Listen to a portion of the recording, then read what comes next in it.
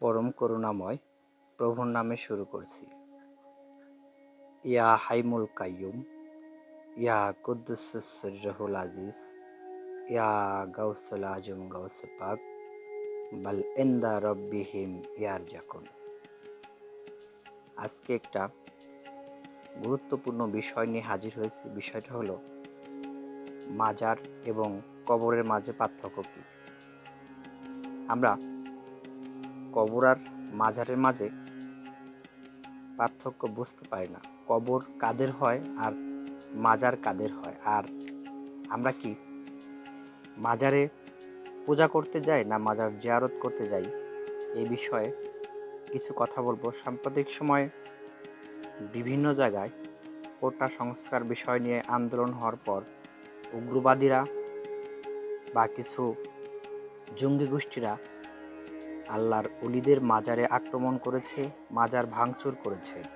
আর এই আল্লাহর অলিদের মাজার ভাঙচুর করার কারণে অনেক আউলিয়া প্রেমিকদের, অলি প্রেমিকদের হৃদয়ে রক্তক্ষরণ হয়েছে।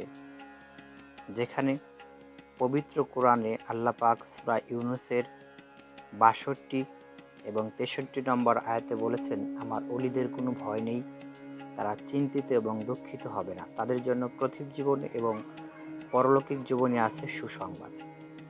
তো আল্লাহ যেখানে অলিদের পাশে আছে, সাথে আছে, সেখানে অলিদের আমরা বিরোধিতা করি। অলিদের যারাই এ পর্যন্ত বিরোধিতা করছে, অতীতেও করে আসছে, তারাই ধ্বংস হয়ে গেছে, তারাই নিঃস্ব হয়ে গেছে, তারাই এই দুনিয়া থেকে লাঞ্ছিত বঞ্চিত হয়ে বিদায় গ্রহণ করেছেন।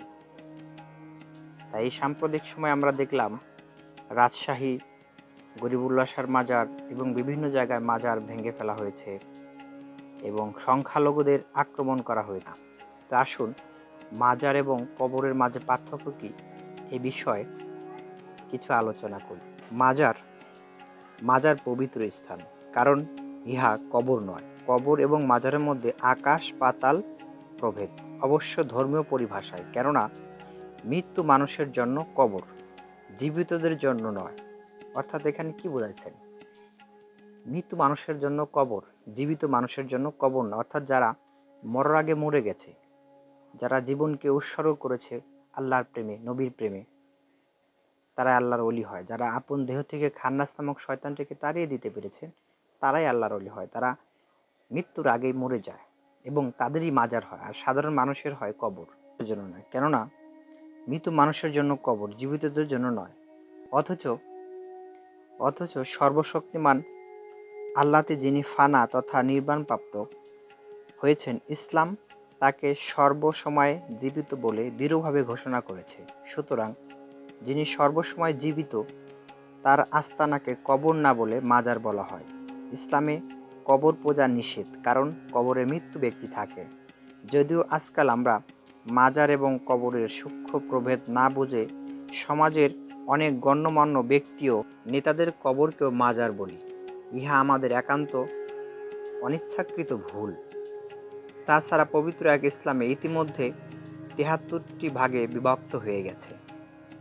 এই ৭৩টি ভাগের মধ্যে প্রত্যেক ভাগের আবার নিজস্ব দর্শন আছে এবং প্রত্যেক ভাগের অনুসারীরা তাদের দর্শনই কোরআন এবং সুন্নাহভিত্তিক বলে দাবি করেন এবং অনেক সময় এই দাবির যুক্তিযুক্ততা নিয়ে ঝগড়া, এমনকি খুনাখুনি পর্যন্ত হয়ে গেছে এবং এখনও হয়।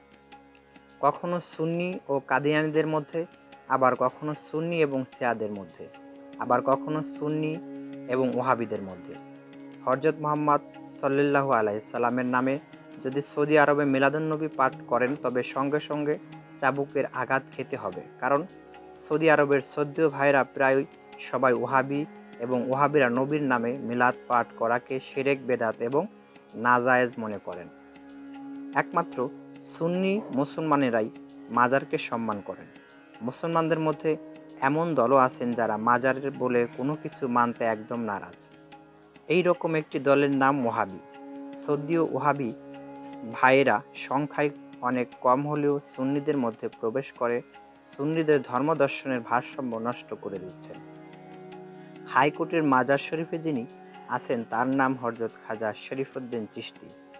ইসলামের জন্য কোনো দল অথবা তরিকার গানবাদ্য জায়েজ থাকুক আর নাই থাকুক, কিন্তু চিশতিয়া তরিকার ইহার সম্পূর্ণ ব্যতিক্রম। চিশতিয়া তরিকার মধ্যে কাওয়ালি, গজল, নাদ, মুর্শিদি বিভিন্ন প্রকার গান বাদ্য হয়ে আসছে। বিভিন্ন সুরের স্রষ্টা হযরত নিজামুদ্দিন আউলিয়ার প্রধান শিষ্য হযরত আমির খসরু চিশতি তার উজ্জ্বল এবং বিস্ময়কর প্রমাণ। সমগ্র কোরআন শরীফের কোথাও গান বাদ্যর বিরুদ্ধে একটি শব্দ উচ্চারণ হয়নি। কেবলমাত্র 2টি শব্দের শাব্দিক ব্যাখ্যা দিয়ে অনুবাদকারীর বিভিন্ন মতামত প্রতিফলিত হয়েছে। সমগ্র কোরআন শরীফে যে 2টি শব্দকে ভিত্তি করে অনেক শ্রদ্ধেয় ভাইরা গান বাদ্য নাজায়েজ করেছেন, সেই শব্দ দুটো হলো লাহু আল হাদিস। উহা সূরা লোকমানের 6 নম্বর আয়াতে আছে। আরবি পরিভাষায় লাহু আল শব্দের অর্থ হলো বাজে তথা অসার, এবং হাদিস শব্দের অর্থ হলো কথা। দুটো মিলে সার্বিক অর্থ দাঁড়ালো বাজে কথা। এই অসার অথবা বাজে কথাকে কেউ মূলধন করে কেউ গান বাদ্যকে বুঝিয়েছেন, আবার কেউ কবিতাকে বুঝিয়েছেন, আবার কেউ গান বাদ্য বা কবিতা দুটোর একটিও বোঝায়নি বলে মন্তব্য করেছেন। আবার অনেকে বলেছেন যেহেতু হযরত দাউদ নবী আলাইহিস সালাম গান বাদ্য করতেন এবং তার মধুর সুরে এমনকি পশু পাখি পর্যন্ত আসতো ছুটে, সেই হেতু লাহু আল হাদিস বলতে গান বাদ্যকে বোঝানো হয়নি, যেহেতু তিনিও একজন অতি সম্মানীয় নবী ছিলেন। অনেকে আবার এই বলে মন্তব্য করেছেন যে যেহেতু গান বাদ্যের আরবি ভাষায় প্রতিশব্দ হলো জ্ঞানা, সেই হেতু জ্ঞানা শব্দটি কোরআনের কোথাও একটিবারের জন্য বলা হয়নি। হযরত খাজা মাইনুদ্দিন চিশতি হযরত নিজামুদ্দিন আউলিয়া চিশতির মাজারে সবসময় কাওয়ালি, গজল, নাদ হয়ে আসছে, এবং কি মাজার শরীফের পাশেই নামাজ পড়ার জন্য মসজিদও আছে। এশার নামাজ শেষে দিল্লিতে অবস্থিত হযরত নিজামুদ্দিন আউলিয়ার চিশতির মাজারে গান বাদ্য শুরু হয়, কিন্তু আজমিরে অবস্থিত খাজা বাবার মাজারে এইসব টাইম টেবিলের খুব কম খেয়াল রাখা হয়, কারণ সেখানে শত শত কাওয়াল একই সময়ে গান গেয়ে চলছে, শত শত বাদ্য বাজনার দল একই সময়ে বাজিয়ে চলছে, হাজার হাজার লোক একই সময়ে জিকির করছে, হাজার হাজার লোক একই সময়ে কোরআন পড়ছে, মিলাদ পড়ছে, দাঁড়িয়ে নেচে নেচে জিকির করছে, চিৎকার করে কাঁদছে ইত্যাদি। এ যেন এক আজব দরবার।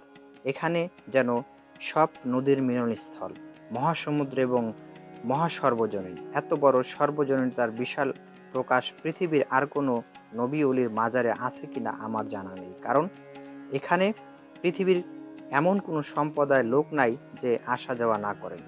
সুতরাং খাজা বাবার আপন ভাগিনা বলে কথিত হাইকোর্টের মাজারে যিনি আছেন, সেই হযরত খাজা শরীফুদ্দীন চিশতির মাজারে কাওয়ালি, গজল, নাত, মারফত এবং মুর্শিদে গান বহু পূর্ব হতেই শুরু হয়েছে, কিন্তু এখন মাজার কমিটি অন্য গোত্রের কয়েকজন শ্রদ্ধেয় খাদেম প্রবেশ করে সেই স্থানটিতে সব সময় কাওয়ালি হতো সেই স্থানটিকে মসজিদের ভিতর ফেলে দিয়েছেন, এবং এখানে ইহার শেষ না করে সমস্ত স্থানটিকে বেড়িবাঁধের মতো আটক করে সেই স্থান হতে কাওয়ালির নামগন্ধ পর্যন্ত উঠিয়ে দিয়েছেন। যদিও মাজার কমিটির ভেতর কয়েকজন শ্রদ্ধেয় খাদেম ইহাতে আপত্তি তোলা সত্ত্বেও কোনো ফল হয়নি।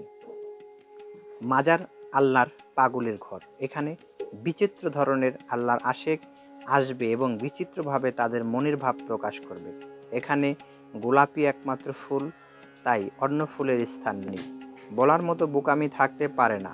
বিচিত্র ধরনের ফুল এবং একক ফুলের একেক রং, রূপ এবং সুগন্ধির বৈচিত্র্যতার বিকাশের নাম হয় ফুলের বাগান। এই বহু ফুলের ভিন্ন রূপ এবং বিভিন্ন গন্ধ একের আদর্শ প্রচার করে। আমরা এমন একটা মানুষ চাই, এমন একজন রাষ্ট্রনায়ক চাই যে হবে নিরপেক্ষ, হিন্দু, মুসলিম, বৌদ্ধ, খ্রিস্টান সকল মানুষই আমাদের এই সমাজে সমানভাবে বসবাস করতে পারবে, তাদের ধর্মীয় রীতিনীতি পালন করতে পারবে। আমরা এমন একজন রাষ্ট্রনায়ক চাই। আমরা এমন কাউকে চাই না যে এসেই মূর্তিগুলারে ভেঙে তামা করে ফেলবে, তারপরে মাজার ভেঙে দিবে, এরকম আমরা রাষ্ট্রনায়ক চাই না। ভাই আপনি কি করেন? ভাই আপনি কি করেন? আপনি কি করেন? আপনি কি করেন? কি ব্যবসা করি। কোথায়? যশোরেই। কোথায় আপনার দোকান? আমার দোকান নাম কন্ট্রাক্টর। আচ্ছা। আর জিজ্ঞেস করবেন? না ভাই আপনি জিজ্ঞাসা করেন। আপনি মারবেন আমারে? না না না না ও দেবেন দাদি? সি সি সি মানে আপনি যেভাবে বলতেছেন, না, আমি আপনি আর কিছু স্টুডেন্ট, বলবেন কিনা? আন্দোলনগুলো আমরা করেছি, আন্দোলন দেশটা করেছেন, স্বাধীন করেছি আমরা। অবশ্যই স্বাধীন করেছেন কিন্তু আমরা। আপনাদের, আমাদের দেশ ভাই, আমরাই উপভোগ অন্য করবো কারো ভাই। ক্ষতি করতে, আমরা মাথার ক্ষতি করতে এই মাথার হচ্ছে হাদিস পড়ছেন, হাদিস জানেন? না আমরা খ্রিস্টান, আমি বৌদ্ধ, হিন্দু, আমি হাদিস জানি না। আমার সাথে আপনার কথা কাছ থেকে নেই। জানবো নতুন করে। জানতে না, না, আপনি বলেন। জানতে পারেন। জানতে না বলবেন, আমি জানাবো আপনাকে। মানে কি হচ্ছে এগুলা, মানে কি হচ্ছেটা কি, মানে কি হচ্ছে, মানে কি একটা অবস্থা।